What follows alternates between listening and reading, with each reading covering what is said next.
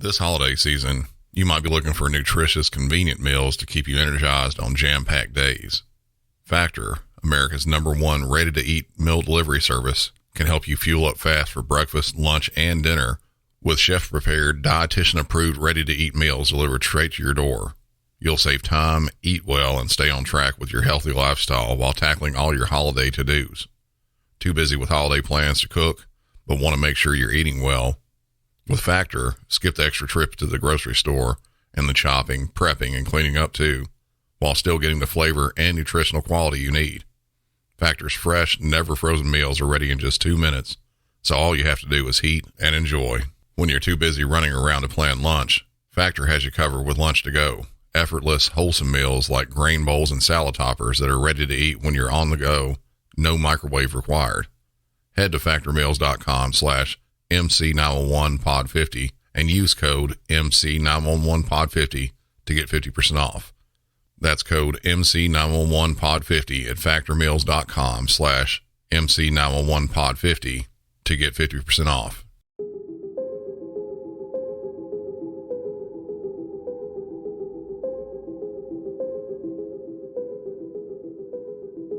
While the image of a police officer often evokes a sense of heroism and authority, the reality of their profession, just like a 911 dispatcher, it's far from glamorous. While a dispatcher doesn't face the physical danger of an officer, the psychological damage that can happen with a dispatcher can actually be brought on by events involving police officers. And of course, officers are subjected to that and more. Beyond the badges and uniforms lies a world filled with countless dangers, both physical and psychological, that officers face daily. Their constant exposure to traumatic events such as violent crime and human suffering, that can take a significant toll on their mental well-being. Officers also face significant exposure to infectious diseases and hazardous materials that could lead to short-term and long-term health risk and even death. Another danger, often overlooked, is the inherent risk of traffic accidents. Responding to any sort of call, being engaged in a high-speed pursuit, or even standing on the side of the road helping a motorist change a flat tire, all can result in great bodily harm or death to an officer. But the most obvious threat to police is violence. Officers in America and around the world are constantly thrust into situations where they encounter individuals armed with a variety of weapons. And some of those individuals are completely at ease with ending the life of an officer. In today's episode, I'll be going over 2 separate incidents that are incredibly wild and dangerous for officers. Welcome back to Music City 911.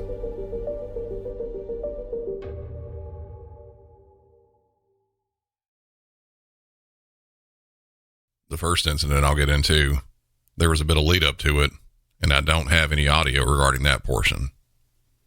February 10th, 2021, Austin, Texas, 5:18 p.m. Dispatch received a call that a black Jeep had crashed in the 2900 block of Rogge Lane, close to the intersection of Manor Road. It had left the roadway, drove through a fence, and hit a house. 3 minutes later, at 5:21 p.m., another 911 call came in, this time from a Spanish-speaking female. A portion of this 911 call was released, and a Spanish interpreter was used to help translate what the caller was saying. She was calling from 2907 Rogge Lane, just a short distance away from where the Jeep had crashed. ¿Está diciendo que hay alguien en su hogar, señora? Se metió, sí, rompió la ventana de mi casa, se metió, por favor. No sé, estoy aterrada aquí en mi cuarto porque él tocó la puerta y yo como pude la logré cerrar, pero no sé si anda armado o algo. Hay un niño en la sala, por favor. Tengo miedo de salir de mi cuarto, manden a alguien, por favor. Yes, somebody there's a man who broke the window of the house, and they got into the room. I'm in the room. They touched the door, but I have it closed. I don't know if they're armed. Officers arrived at the scene within just a couple of minutes. They started to evaluate the situation, not knowing exactly what they were getting into. After trying to get an answer at the front door with no luck, officers went around to the back of the house, through a gated fence, and noticed a broken window on the back side of the house.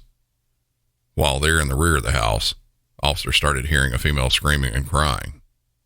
At that point, they decided to force entry in the house and started kicking the door.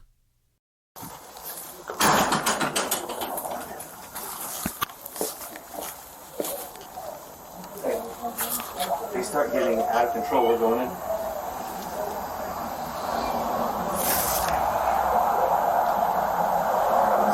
We can hear talking inside the residence. Start calling male or female.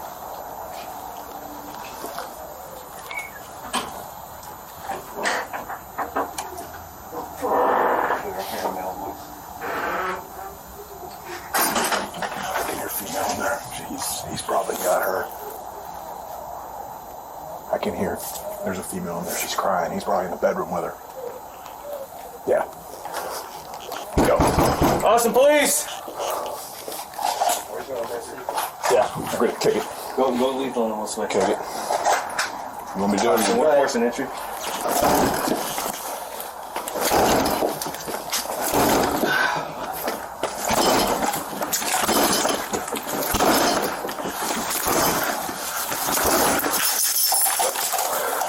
Austin police!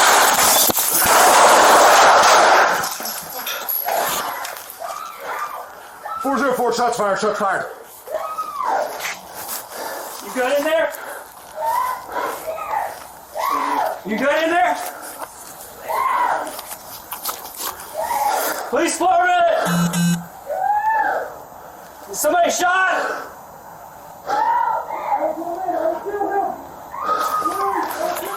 404, we got a hostage situation. I can hear him saying if we come in, he's gonna kill her. Upon entry, officers immediately took fire from the suspect, who had broken into the house and took the resident and her son as hostage. One officer was hit, luckily just in his gun holster, and the other officer was hit in the face with a bullet fragment. One of those two officers was trapped inside the house just outside the line of fire, but managed to sprint past the hallway that the suspect was firing down and get out of the house to safety. During that exchange, officers did fire shots at the suspect, but did not hit him. After exiting the house, officers on the scene called for SWAT to respond. The suspect inside, at multiple different times, walks outside the house with a crying child in front of him, using the boy as a human shield. He shouts to officers that he won't hurt the boy if they would just leave. Police can't take any sort of chances like that. This is someone who was involved in a hit-and-run accident, then moments later committed burglary, and while doing so, effectively kidnapped the resident and her child by holding them against their will, and then shot at police. They're not going to leave or let this go. At 6:05 p.m., dispatch receives another call. Police, fire, EMS, or mental health? Hey, this is Jordan Walton speaking. Yes, what's going on? I am currently the suspect. I don't want to hurt this kid. Please tell the police to leave. Okay, what's going on exactly? Dangerous men are trying to kill me.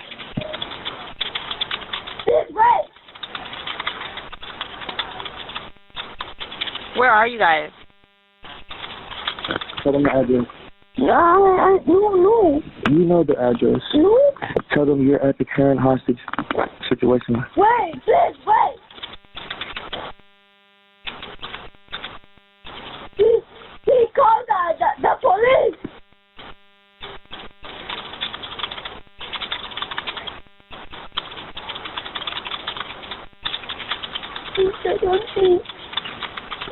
I can't. Come on, just pray. Say, God, deliver me from evil. Say, God, deliver me from evil. Please deliver me from evil. God, please deliver me from evil. Wait. You called the police. Sir, what's going on exactly? I've been getting a lot of death threats lately, and I'm in fear of my life now.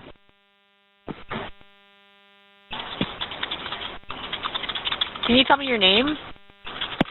Jordan Montrell Watson. How old are you? I'm 21 years old. Do you know where you guys are, like what your location is? We're at the current hostage situation. Okay, I understand that, but I don't know if you have a location of where you are. Northeast Austin. You're in Northeast Austin? Yes. You saw that, the police, please. Do you know the child that you're with? What's your name, son? You're a good kid, right? Yeah, I go to I go to school. What school do you go to? In mathematics, social studies,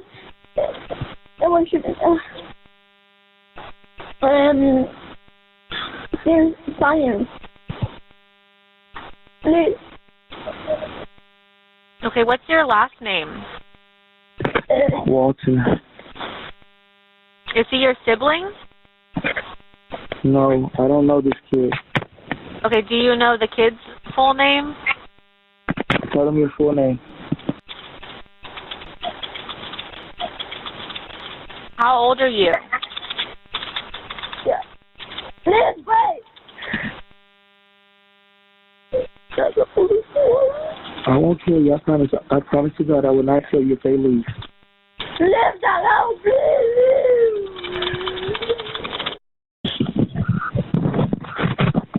Can you tell me how did you meet the kids you have with you right now? I don't know. I was at a gas station. My car had run out of gas. I was trying to fill it up, and somebody left me there. Did you meet the child at the gas station? The guy who left me at the gas station, his name is... How old is he? I'm not sure how old.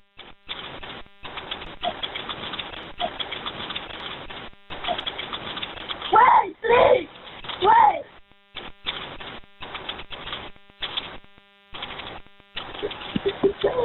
What kind of car did he take you in? A black Jeep Grand Cherokee. He was the driver of the vehicle, and he hopped out and left. Do you know which gas station you were at? I don't know which gas station I was at, but the Jeep is wrecked, and it's over here. Is it where you are, the Jeep, or is that just gone? Is that somewhere else? I don't know. It's wrecked. I hopped out in fear of my life.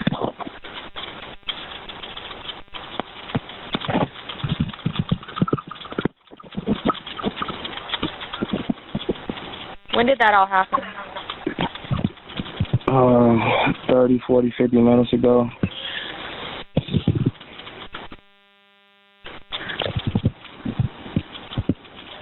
Okay.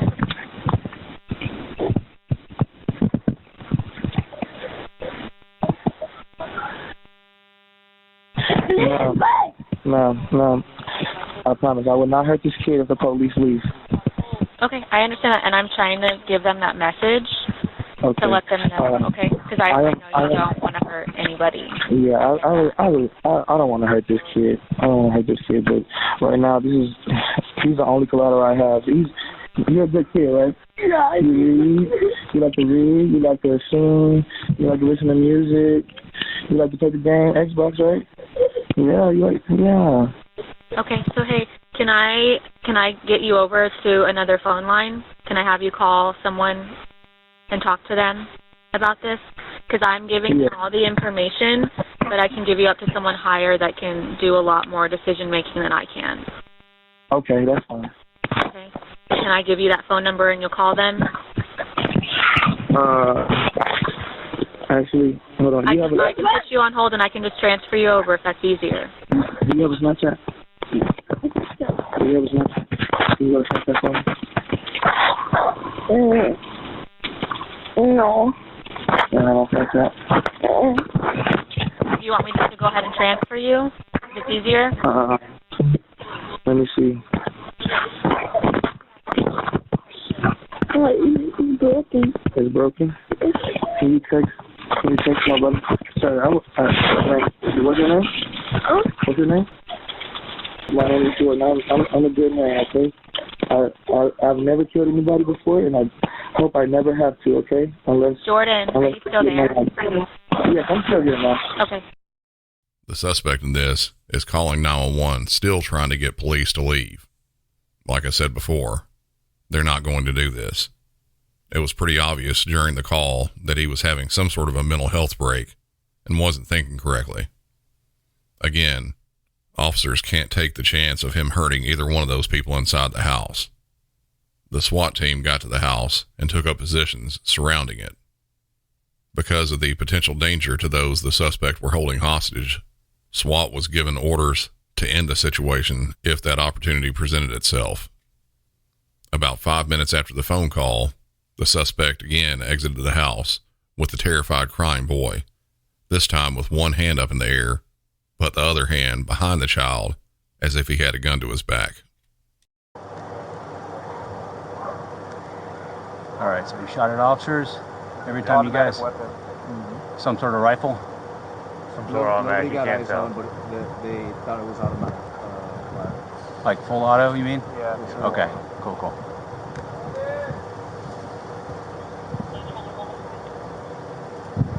And this came in as a burglary call from a homeowner?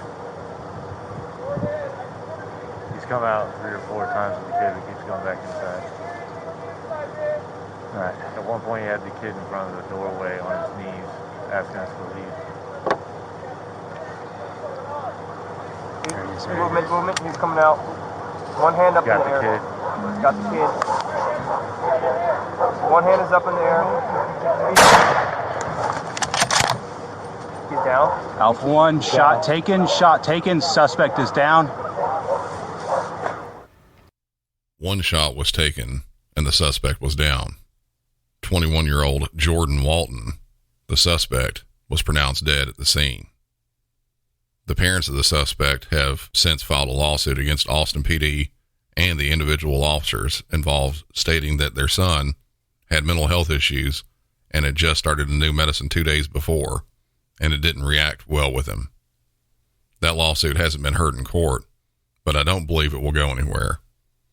The responsibility of the officers there was to end the situation as quickly as possible to try to keep that family safe. That's what was done. The Austin PD Internal Affairs Division, the Office of Police Oversight, as well as a grand jury, cleared the officers of any wrongdoing during this incident. Both officers that fired shots have been returned to full duty. You hear that? That's the sound of millions of people panicking to get last-minute gifts. Or it's a car horn. Either way, it's not you, because you're getting all your gifts this year on Drizzly, the go-to app for drink delivery. Drizzly lets you send beer, wine, and spirits to almost anywhere in as little as 60 minutes or schedule up to 2 weeks in advance, making it the ultimate gifting hack for the holidays. Compare prices on drinks from local stores and avoid the chaos, the lines, the traffic, and the, "Hey buddy, learn to drive. I'm recording an ad here." It's for Drizzly, a super convenient drink delivery app that makes gifting for the holidays effortless. Yeah, you can send drinks right to anyone's door. What's that? You wish you knew about Drizzly earlier? You're literally scrambling to find gifts as we speak? Well, I'd download the Drizzly app or go to drizzly.com. That's DRIZLY.com right now. Must be 21 and over, not available in all locations. 911, what is the address and city of your emergency? Okay. And are you in Ogden City? I am. Okay, at Washington Park Apartments? Yes. Okay. What's going on exactly? So my ex-husband has, I'm just going to say I do have a protective order on him. I don't want to press charges, but he's trying to leave his dog with me. He's homeless, has nowhere to go, and the dog is very sick. and he refuses to leave unless I take the dog. I've asked him to leave. At this point, I need to have an officer come and let him know that he's trespassing, and then I also need to have an officer take this dog somewhere where he can be taken care of. You would have to call animal control for that. I can send an officer over for sure, but you would have to contact animal control. What is your ex's name? Brian Simonton. And spell his last name for me. Simonton. Okay. What's his date of birth? Okay. Are there any drugs or alcohol involved? Yes. Okay. With both of you or him? Just him. Okay. I just got off work, and my daughter had called me on my way to work saying that he was here trying to get me to take the dog because the dog's sick and he has nowhere to take the dog. And then I pulled up to my apartment complex, and my managers were already talking with him about the dog. Okay.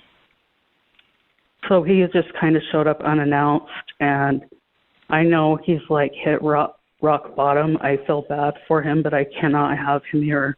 Okay. Is he in your unit now, or is he in He's in his vehicle. Car? Okay. What kind of vehicle is it? It's a Nissan Pathfinder. It's like a dark green color, tinted windows. Okay. There's a tire on the top. Okay. Does he carry any weapons? He's been known to. Like what? Knives? Guns? Guns. Okay. Will he cooperate with officers when they get there? I'm scared at how this is going to turn out, to be honest with you. Okay. So he's unaware that you've called in, I'm guessing? No, I told him if he doesn't leave that I would be calling an officer. You did? Okay. All right. Is your daughter with you? Yes. Okay. Go ahead. He's also suicidal. He's left several messages on my phone saying that he's going to kill himself and wants to be killed. And okay. Has he ever given any sort of method? With his, what if he has a gun? Because I don't know when he's telling the truth or lying, and if he does have a gun, that's what he said. He was going to blow his head off. And has he ever attempted before? Not that I'm aware of. He said it. Okay. What is your first and last name? Are you inside your apartment right now? I'm actually in the management office. Okay. All right.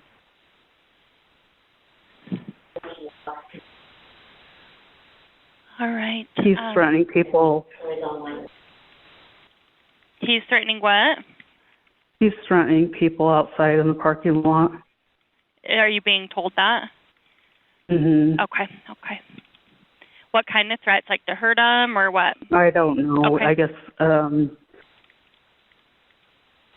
I need to call my daughter. She's in the apartment alone. Well, you stay in the management office, okay? I've got officers headed over that way. Tell your daughter just to stay in the apartment until you're able to come to her, okay? Okay. Okay, I've got officers on the way. All right, thank you. You're welcome. Bye-bye. Bye. As you can imagine, something like this is always a potentially dangerous situation. While officers were driving to the scene, another caller phones in with similar information. Public Safety, this is Sarita. Hi, Sarita. And we have a gentleman here on property. Hold on just a second. Okay.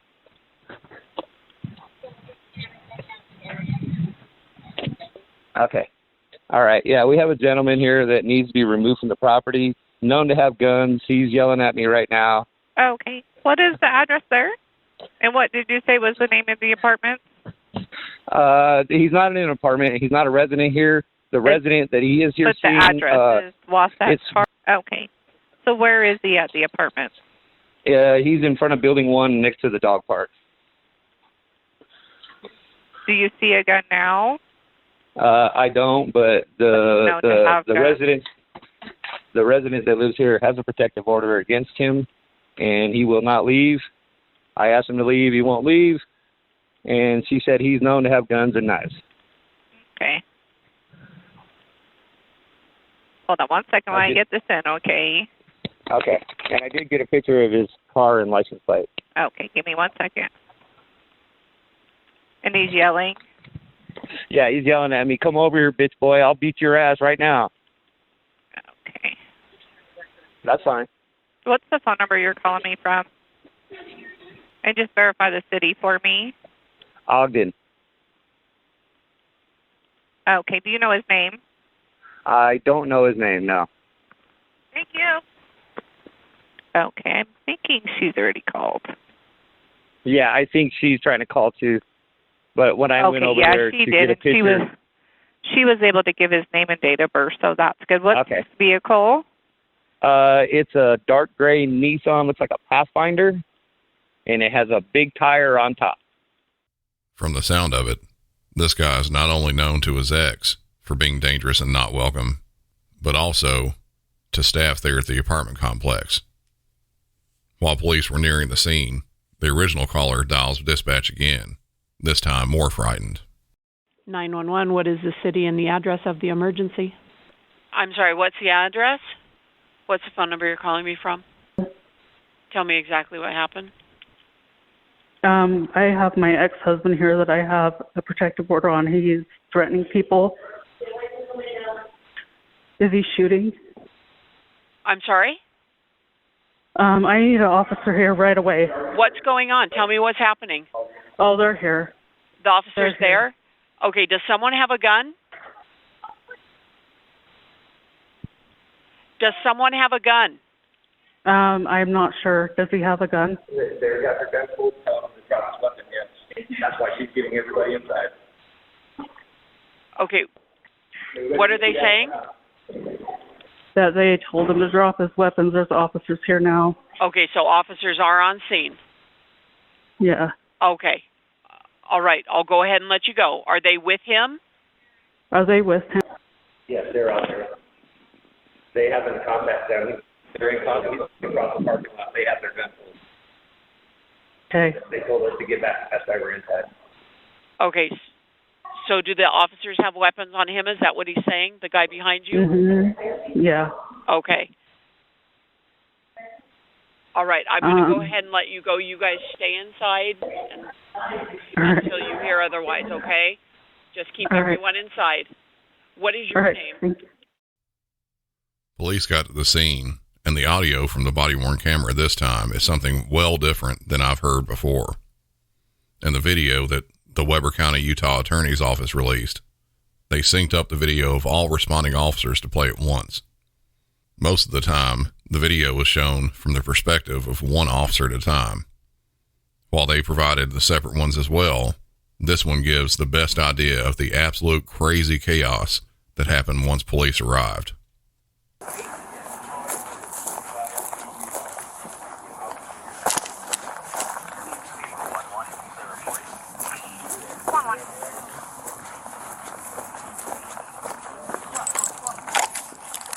Step it up. He just pulled a gun. All units. He's got a gun in his right hand. This is 7-4. Drop the weapon now! Drop the weapon! He's coming at me with an 88 in his right hand. Drop the weapon now! Drop the weapon!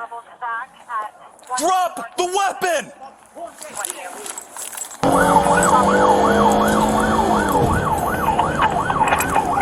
Pointing the firearm at me. Step it up.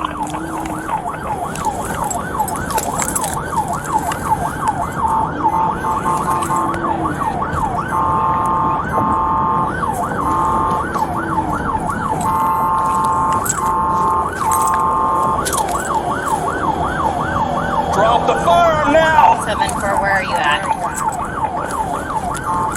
Come into the complex, go to the left. He's in the parking lot with the gun.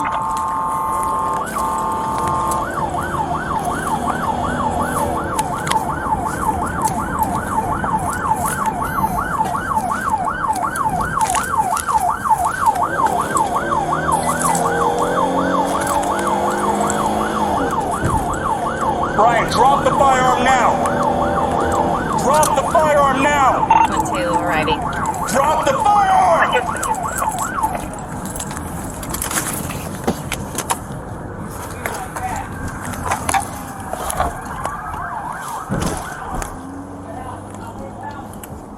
Drop the firearm. Drop it. I will shoot you. Drop the firearm.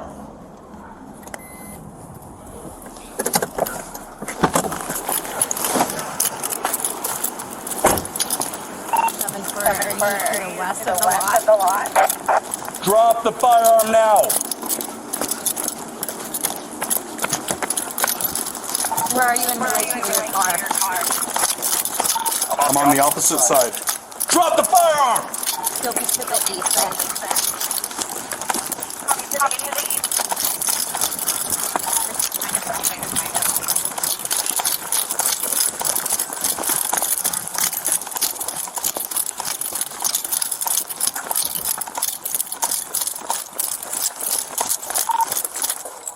Can't get a shot on him right now. He's behind about 5 cars. Drop the firearm. Where is he? Upper him. Drop it. He's lifting his gun up. Drop it. Hey! Put your gun down! Get down! He's shooting. Shots fired. He's running. He's behind building 1. Where is he? He's gonna be going that way. That way. Cut him off.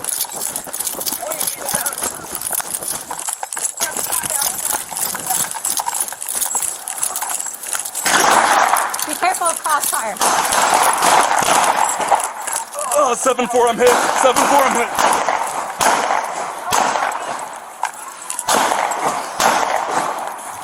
Run this side. Oh shoot, get in the house! Get in the house! Get in the house! No, he fled back towards 7-4. He's out there. Get back. Weaver 7-4, I need medical. Wait. The subject is walking northbound from the east side.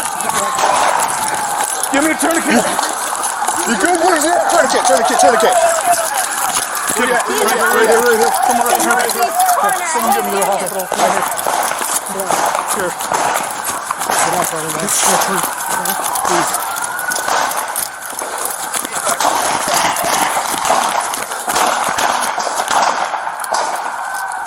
He's down. He shot the gun. Drop it now! Hey, this way. He's back behind this building. Still has the gun.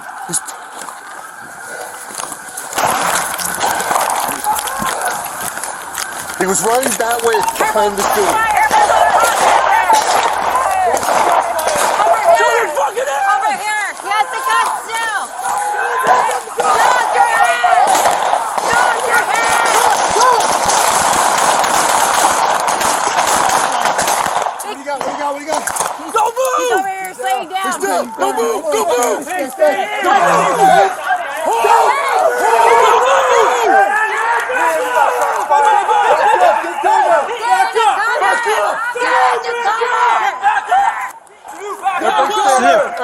Come over here. We got cover on. While walking around in the parking lot outside of his ex's apartment, the suspect, Brian D. Simonton, 37 years of age, encountered police and after was ordered no fewer than 10 times to drop the gun, he opened fire on the initial officer. After exchanging fire with the suspect, the first officer there on the scene was hit.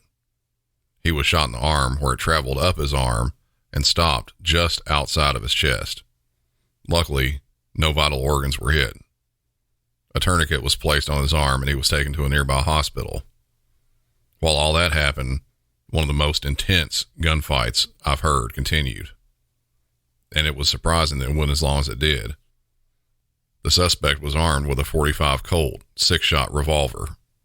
That caliber was originally an old Western round that was said to be a sure man-stopper and horse killer. It's a heavy bullet that can do a lot of damage. Luckily for the officer, nothing vital was hit though. It's believed that the suspect stopped to reload his gun multiple times and continued firing at officers. He was finally hit by officers multiple times and pronounced dead at the scene. Normally, if it were a simple suicide by cop scenario, he would have stood in the open, fired at officers, and just waited to be hit. That wasn't at all what he did. After his initial volley of fire, he started moving between buildings, taking cover where he could while trying to get away, and also continued firing at officers. It seemed like if his intent was to die that day, he was trying to take as many officers with him as he could. As I said before, the life of an officer is a very dangerous one for a ton of reasons. But any given day, a normal patrol shift can morph into something like this at the drop of a hat.